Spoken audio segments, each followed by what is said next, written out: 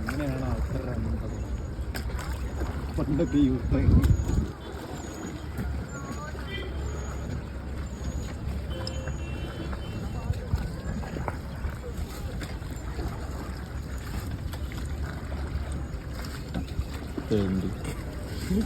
ഇരിക്കേണ്ടടാ എന്തെങ്കിലും പറഞ്ഞു കട്ട് അതാ വെച്ച്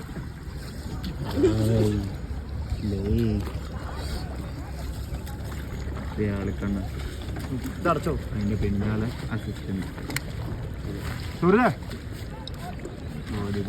ക്യാമറ നോക്കി ക്യാമറയല്ലോ ക്യാമറ നോക്കി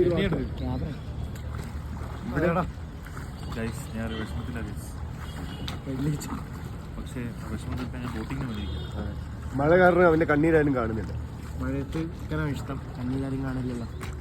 അതല്ലേ ഞാനും പറഞ്ഞു.